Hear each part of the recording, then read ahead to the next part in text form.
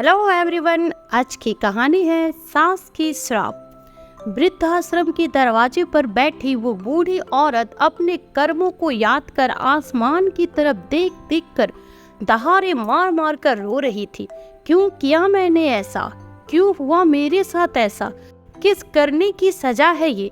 मुझे माफ कर दो, मुझे माफ कर दो। दरअसल रंजीत के जन्म के कुछ समय बाद उसके माता पिता की एक दुर्घटना में मौत हो गई थी। ईश्वर की कृपा से उस समय रंजीत उनके साथ नहीं था, अपने दादा दादी के पास ही था। पुष्पा जी अपने बेटे बहू के मृत्यु के बाद पूरी तरह टूट चुकी थी, लेकिन उन्हें खुद को संभाल लिया और अपने पोते रंजीत की परवरिश करने लगे। कुछ सालों बाद रंजीत के दादाजी भी इस दुनिया को छोड़कर चले गए, हमेशा हमेशा के लिए। अब तो पुष्पा जी ने हम अकेले ही रंजीत को पाल पोस कर बड़ा किया और अकेले ही उसकी देखभाल करती थी और उसे पढ़ाया लिखाया, इस काबिल बना दिया कि वह समाज में उठने बैठने लायक बन जाए। वक्त बीतने लगा। वक्त के साथ साथ रंजीत को भी एक बड़ी सी कंपनी में नौकरी मिल गई थी। अब तो रंजीत के लिए अच्छे अच्छे रिश्ते भी आने लगे थे। रंजीत की दादी ने रंजीत के लिए एक सुंदर सी लड़की मीना से शादी कर दी थी। मीना बहुत ही सुंदर, सुशील और पढ़ी लिखी लड़की थी। मीना जब से शादी करके ससुराल में आई, रंजीत की दादी मीना को खटकती थी। वह दादी को बिल्कुल भी पसंद नहीं करती थी, क्योंकि उसकी दादी सही गलत काम के लिए उसे टोक दिया करती थी। यह काम ऐसे नहीं करना है, इस काम को इस तरह से करना है। वह मीना को बिल्कुल भी पसंद नहीं था, इसलिए वो मन ही मन अपनी दादी सास से चिड़ी चिड़ी रहती थी। इन्हीं कारणों से मीना अपनी दादी सास को वृद्धाश्रम भेजना चाहती थी, इसलिए वो आए दिन तरह तरह की योजनाएं करती थी। रंजीत अपनी दादी को अम्मा कहकर पुकारता था। एक दिन रंजीत अपनी अम्मा पर गुस्सा हो जाता है और कहता है, अम्मा आपको कितनी बार कहा है किसी भी चीज को छेड़ा मत करो, आपने मेरे सारे डॉक्यूमेंट पर पानी गिराकर खराब कर दिया है। रंजीत अपनी 75 वर्षीय अम्मा पर बहुत गुस्सा होता है। वो अपनी दादी का हाथ पकड़कर उन्हें कमरे से बाहर की ओर खींचने लगता है। तभी रंजीत की पत्नी बोली, मैंने आपको कितनी बार कहा है अपनी अम्मा को वृद्धाश्रम छोड़ दो, लेकिन तुम मेरी एक भी बात नहीं सुनते हो। रंजीत कहने लगा, मीना तुम मेरी बात नहीं समझ रही हो। तुम जानती हो तुम तो अभी माँ बनने वाली हो और तुम्हारी देखभाल के लिए तो कोई चाहिए होगा, इसलिए हम अभी अम्मा को वृद्धाश्रम नहीं छोड़ सकते हैं। मीना को मनाते हुए रंजीत कहने लगा। मीना रंजीत से कहती है, अच्छा तो यह संभालेंगी मेरे बच्चे को? तुम्हें कितनी बार कहा है एक काम वाली बाई लगवा दो, लेकिन तुम्हें तो पैसों की ही पड़ी रहती है। कितना पैसा बचाओगे तुम? मुझे पता है कि पूरा दिन मैं तुम्हारी अम्मा के साथ कैसे गुजारती हूँ। तुम्हारी अम्मा मुझे पूरा दिन कुछ न कुछ सुनाती ही रहती है। ऐसा कहते हुए मीना अपनी आंखों से मगरमच्छ के आंसू बहाने लगती है। रंजीत मीना को कहता है, अरे मैं समझता हूँ कि तुम अम्मा से बहुत ज्यादा परेशान हो, पर तुम भी तो सोचो, अम्मा घर का सारा काम कर देती है। हाँ, मैं तो यहाँ बैठे बैठे मजे कर रही हूँ, मैं थोड़ी न कुछ करती हूँ, सारी काम तो तुम्हारी अम्मा ही करती है। तभी रंजीत मीना के कंधे पर हाथ रखकर उसे बड़े प्यार से समझाते, अरे नहीं मीना, मेरा यह मतलब बिल्कुल भी नहीं था।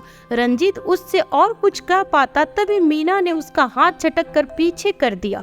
अरे हाँ, मुझे पता है, रहने दो, बस चलो छोड़ो, अब आप ऑफिस चली जाइए, वैसे भी घर में कमाने वाले कम और खाने वाले ज्यादा है। मीना ने तिरछी नजरों से अपनी दादी सास की ओर देखती हुई कहती है, अच्छा ठीक है मीना, अब मैं चलता हूँ, तुम अपना ध्यान रखना और दवाई भी टाइम से ले लेना। ऐसा कहते हुए रंजीत मुस्कुराता हुआ अपने ऑफिस के लिए निकल चला गया। अपने पोते के मुंह से ऐसी बातों को सुनकर अम्मा की आंखों में आंसू आ रहे थे, लेकिन वह बेचारी करती भी क्या, वह तो हर टाइम घुट घुट कर जी रही थी और उनके पास रहने को मजबूर थी। पुष्पा जी के साथ ऐसा व्यवहार लगभग रोज होता था और रंजीत के घर से जाने के बाद मीना उनके साथ इतनी बदतमीजी से पेश आती थी कि बस पूछो ही मत। ऐसा लगता था जैसे मीना की पुष्पा जी के साथ जन्मों जन्मों की दुश्मनी थी, जिसका वह बदला इस जन्म में ले रही हो। रंजीत को घर से निकलते थोड़ा ही समय हुआ तो मीना ने आवाज लगाई, अरे वो बुढ़िया खाना नहीं बनाओगी क्या?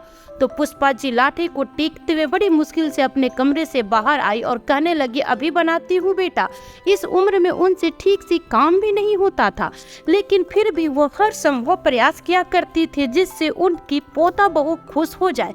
लेकिन मीना तो खुश रहने वालों में से थी ही नहीं। अम्मा कुछ भी कर ले, लेकिन मीना को तो गुस्सा ही रहती थी और भड़कती ही रहती थी। मीना की अचानक से तेज आवाज से अम्मा कांपने लगती है। गुड़िया खाना बना कि नहीं? तो पुष्पा जी कांपते हुए होठों से बोली, हाँ बहू अभी ले आती हूँ।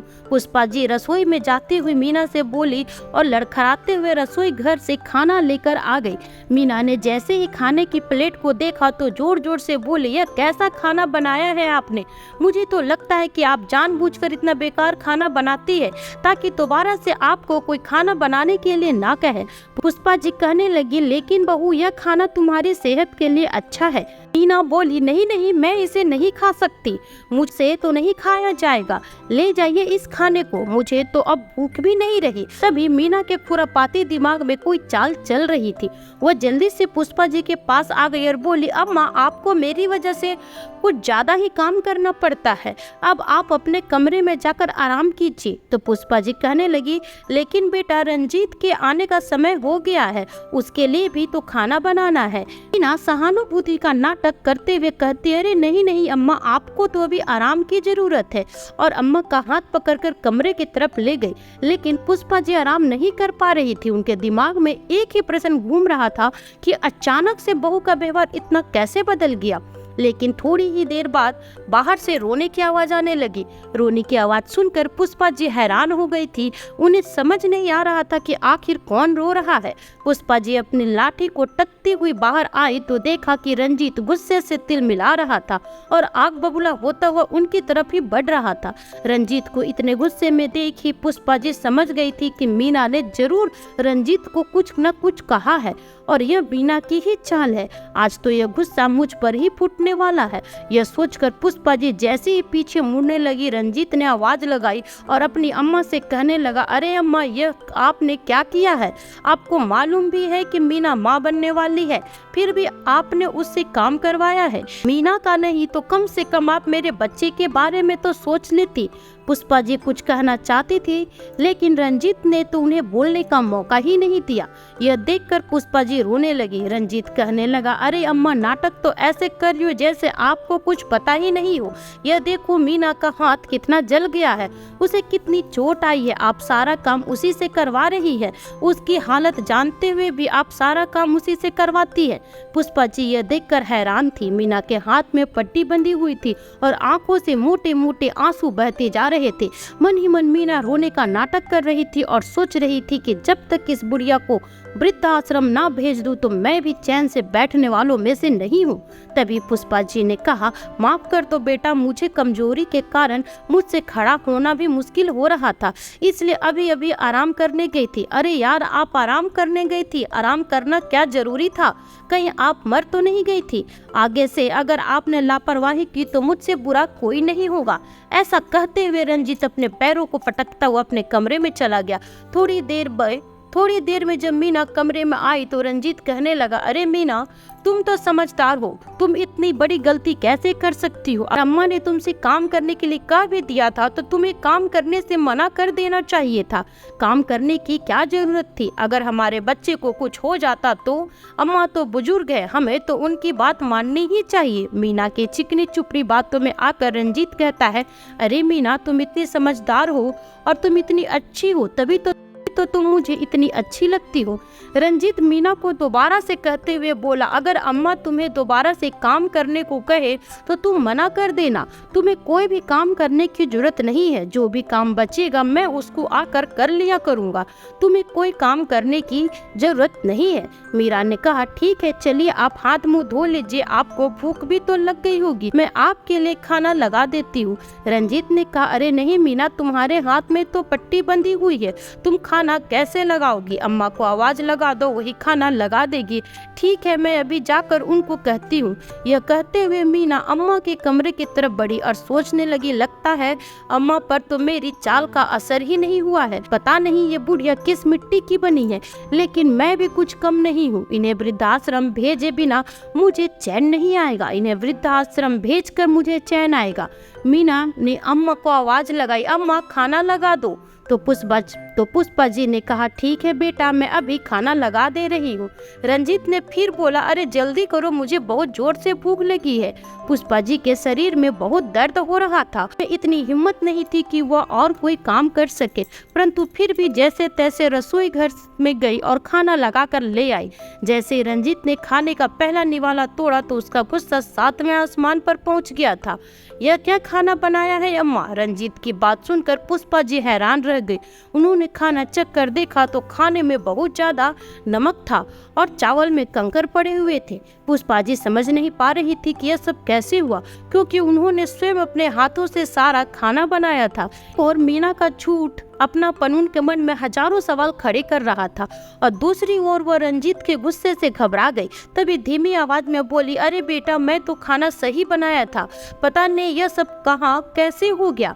पुष्पा जी की बात को काटते हुए रंजीत बोला, बहुत हो गया अम्मा, आपसे तो कोई उम्मीद करना ही बेकार है। चलो मीना, हम बाहर से खाना खा कर आ जाते हैं। इतना कहकर रंजीत मीना का हाथ पकड़कर बाहर खाना खाने ले गया और दोनों होटल में खाना खाने के लिए चले गए। दोनों ने होटल में स्वादिष्ट खाना खाया और खूब मौज मस्ती भी की। आज तो मीना मन ही मन बहुत खुश हो रही थी, और होती भी क्यों ना, आज उसके कारण पुष्पा जी को इतनी डांट जो पड़ गई थी।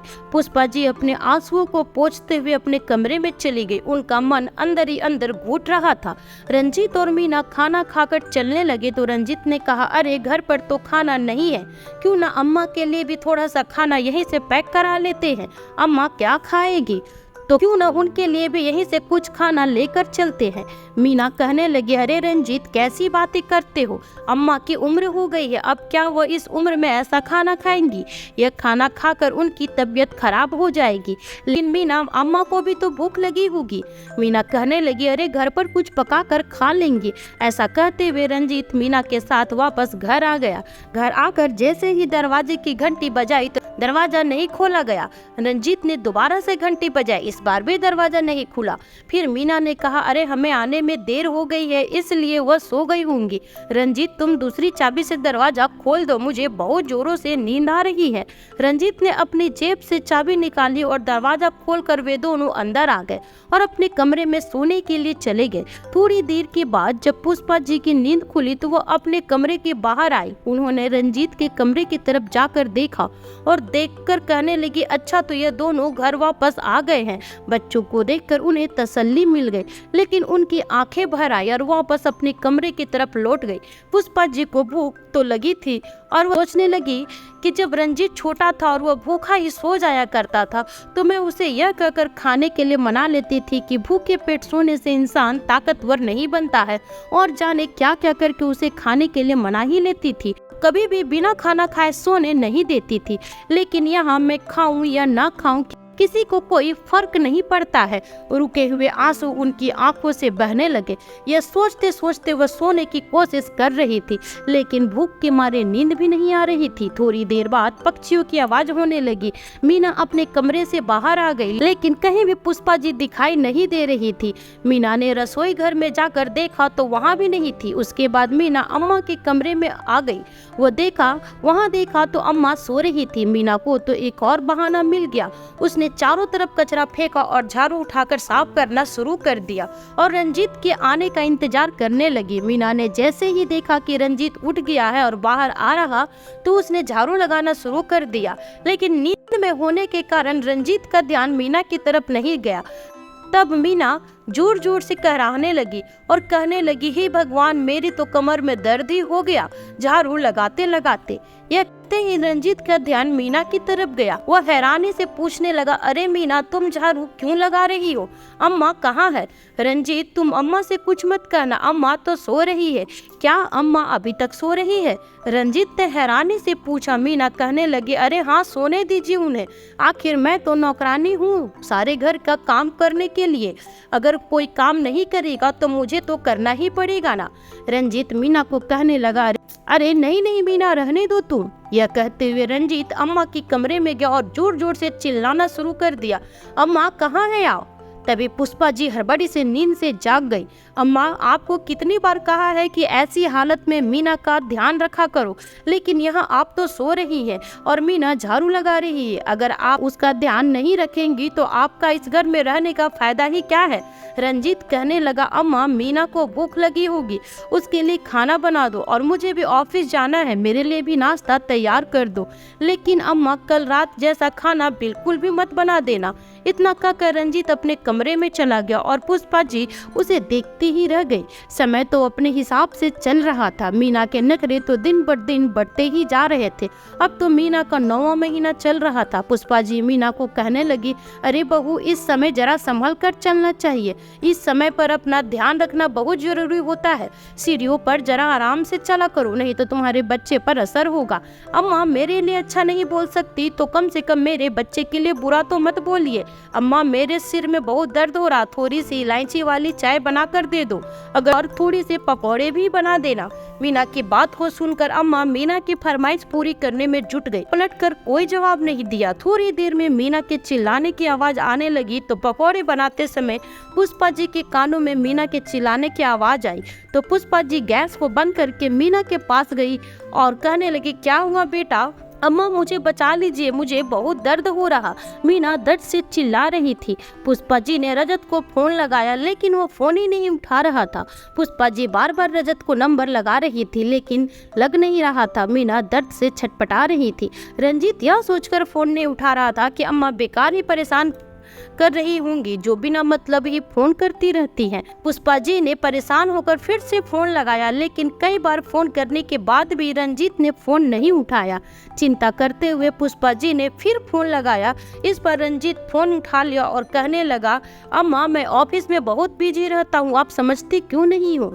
पुष्पा जी कहने लगी, अरे बेटा, मैं कहना चाहती थी कि मीना, क्या मीना मीना करती हो? अम्मा, मीना के अलावा आपको कुछ कहने को नहीं मिलता क्या? मेरे पास बहुत काम है, दोबारा से फोन करने के परेशान मत कीजिएगा। ऐसा कहते हुए रंजीत जैसे ही फोन रखने लगा पुष्पा जी बोली, अरे बेटा, मीना को बहुत दर्द हो रहा है, उसे जल्दी से जल्दी अस्पताल ले जाना होगा। यह सुनते ही रंजीत घबरा गया और कहने लगा, अम्मा, मैं 10 मिनट में पहुंचता हूं। रंजीत ने घर पहुंचकर मीना को गाड़ी में बैठाया। तभी पुष्पा जी मीना को हिम्मत देते हुए उसके साथ गाड़ी में बैठ गई। थोड़ी देर में वो अस्पताल पहुंच गए। पुष्पा जी भगवान को स्मरण करते हुए कहने लगे, हे भगवान, आप जल्दी से मुझे मेरे बच्चे का चेहरा दिखा दो और सब कुशल मंगल से हो जाए, जच्चा और बच्चा भगवान दोनों सलामत रखे। ऐसा कहते हुए पुष्पा जी ने हाथ जोड़कर भगवान से प्रार्थना करने लगी। थोड़ी ही देर में जब डॉक्टर कमरे से बाहर आया तो रंजीत घबराते हुए उठा। डॉक्टर ने पुष्पा जी और रंजीत को बधाई देते हुए कहा, बधाई हो, आपको लड़का हुआ है। बात सुनकर पुष्पा जी और रंजीत की आंखों में खुशी के आंसू आ गए। जब डॉक्टर बच्चे को कमरे में लेकर आए तो पुष्पा जी बच्चे को देखकर फूली नहीं समा रही थी। पुष्पा जी बच्चे को गोद में उठाने लगी तो रंजीत ने उसे तुरंत उठा लिया और कहने लगा, आप ऐसे कैसे इसे उठा सकती हो? अगर बच्चे को इन्फेक्शन हो गया तो? यह सुनते ही पुष्पा जी का दिल टूट गया था। आज पुष्पा जी के दिल को बहुत ज्यादा चोट आई थी। जिस बच्चे के इंतजार में पुष्पा जी मीना के गलत व्यवहार को बर्दाश्त कर रही थी, आज उस बच्चे को उन्होंने पुष्पा जी को छूने तक नहीं दिया। धीरे धीरे समय बीतने लगा। बच्चे को घर आए हुए 2 महीने हो चुके थे लेकिन अभी तक पुष्पा जी को बच्चे को गोद में लेने का सुख नहीं मिला था। रंजीत कहने लगा, अम्मा सुनो, कल हमारे घर में पूजा रखी है, हमें अपने बच्चे का नामकरण संस्कार करना है, तो आप सारी तैयारी समय पर कर देना। पुष्पा जी ने कहा, ठीक है बेटा, मैं सारी तैयारी कर दूंगी। तभी मीना ने आवाज लगाई। जैसे ही रंजीत कमरे में गया तो मीना कहने लगी, अरे तुम्हें अपने बच्चे की कोई फिक्र है कि नहीं? कितनी बार मैंने तुमसे कहा कि अम्मा को वृद्धाश्रम छोड़ आओ, लेकिन तुम हो कि मेरी एक भी नहीं सुनते हो। अरे लेकिन मीना, आखिर हुआ क्या है? अरे तुम्हारी दादी माँ हमारे बच्चे को छूने के बहाने ढूंढती है। कल को हमारे बच्चे को कुछ हो गया तो मैं आपको कभी माफ नहीं करूंगी। मीना, तुम माँ बनने वाली थी ना, और सारा काम तुम्हें ही करना पड़ता, इसलिए मैं तो अम्मा को यहाँ रखा हुआ था। अब तो बच्चा भी 2 महीने का हो गया है, पूजा के बाद अपने आप उन्हें वृद्धाश्रम छोड़ आऊंगा। मीना कहने लगी, कल क्यों, आज क्यों नहीं छोड़ सकते? रंजीत कहने लगा, मीना तुम समझती नहीं हो, पूजा में सभी लोग आएंगे तो अम्मा के बारे में पूछेंगे तो मैं उनको क्या जवाब दूंगा? एक बार पूजा खत्म हो जाने दो, फिर मैं उनको वृद्धाश्रम छोड़ आऊंगा। अगले दिन सुबह सुबह पुष्पा जी पूजा की तैयारी करने लगी, लेकिन उन्हें इस बात का अंदाजा बिल्कुल भी नहीं था कि इस घर में उनका आज आखिरी दिन है। में सभी मेहमान आने लगे थे। मीना के मायके वाले भी आ गए थे, पंडित जी भी आ गए थे। जब बच्चे के नामकरण की बारी आई तो पुष्पा जी रंजीत की ओर देखने लगी तो सोचने लगी कि वह मुझसे पूछने आएगा ही कि बच्चे का नाम क्या रखे, परंतु यह भी उनकी एक गलतफहमी थी। बच्चे का नामकरण हो चुका था। नामकरण होने के बाद रंजीत पंडित जी का आशीर्वाद लेने आया। उसके बाद पुष्पा जी का आशीर्वाद लेने आया तो रंजीत ने देखा कि अम्मा के आंखों में आंसू थे। तभी दांत पीसते हुए रंजीत कहने लगा, अम्मा आप सब लोगों को क्या दिखाना चाहती है? यहाँ आपका कोई ध्यान नहीं रखता है? नहीं बेटा, ऐसी तो कोई बात नहीं है। तभी मीना बोल पड़ी, मैंने तो पहले ही कहा था नाटक करती रहती है तुम्हारी अम्मा, लेकिन आप तो सुनते ही नहीं थे। हमको रंजीत अम्मा के पास गया और कहने लगा, अम्मा आपको लेकर कहीं जाना है। पुष्पा जी कहने लगी, कहाँ जाना है बेटा? आपसे जितना कहा है बस उतना ही करो, अपने कपड़े उठाओ और चलो मेरे साथ। रंजीत की बात सुनकर पुष्पा जी का कलेजा फटने लगा था। मीना ने जल्दी जल्दी से पुष्पा जी के बैग को पैक कर दिया और पुष्पा जी के हाथों में थमा दिया। पुष्पा जी समझ चुकी थी कि मीना और रंजीत के मन में आखिर चल क्या रहा है। बिना कोई सवाल किए वो बाहर खड़ी गाड़ी में जाकर बैठ गई और चलते समय मीना का हाथ पकड़कर कहा, बेटा याद रखना, समय अपने आप को दोहराता है। आज मेरे साथ जो तुम कर रही हो वो कल तुम्हारे साथ भी हो सकता है। देखना मीना बेटा, एक दिन तुम मुझे याद करके बहुत रोओगी। मीना पुष्पा जी के हाथ से अपना हाथ खींचते हुए कहती है, तेरे श्राप मुझे नहीं लगने वाले बुढ़िया, जा मेरी नजरों से दूर हो जा। फिर पुष्पा जी भगवान से यह दुआ करने लगी कि जो दिन आज उन्हें देखना पड़ रहा है, भगवान न करे कि यह दिन उनके बच्चों को देखना न पड़े।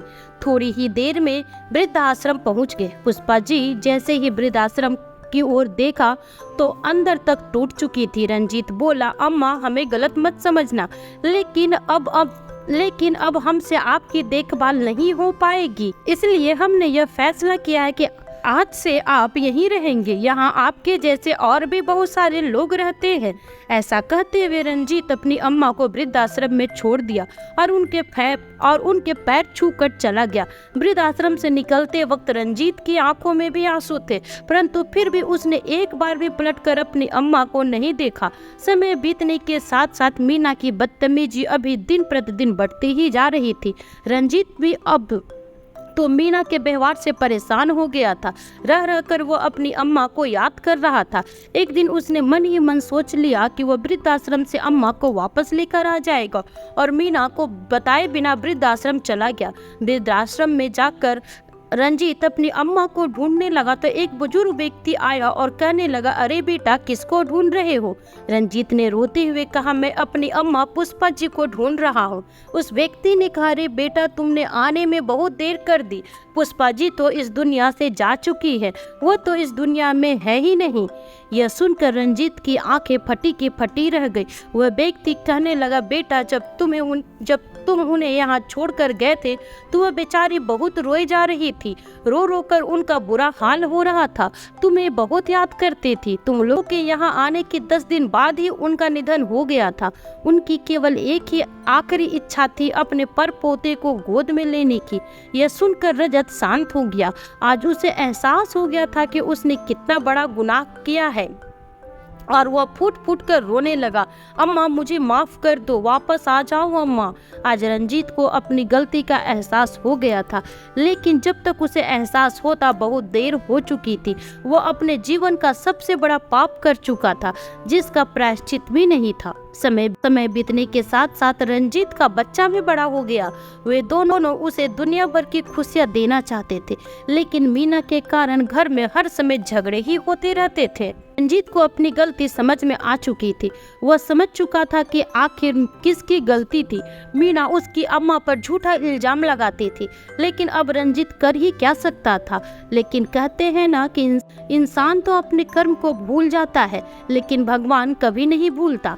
भगवान के पास तो इंसान के सभी कर्मों का हिसाब रहता है। वक्त ने करवट बदली और 30 साल के बाद एक बूढ़ी औरत अपने बहू और बेटे के कारण घर के एक कोने में पड़ी भीख मांग रही थी, लेकिन दोनों ने उनका सामान बाहर फेंक कर उन्हें घर से निकाल दिया। वह बूढ़ी विधवा औरत और कोई नहीं बल्कि मीना ही थी। रंजीत की 5 साल पहले ही मृत्यु हो चुकी थी।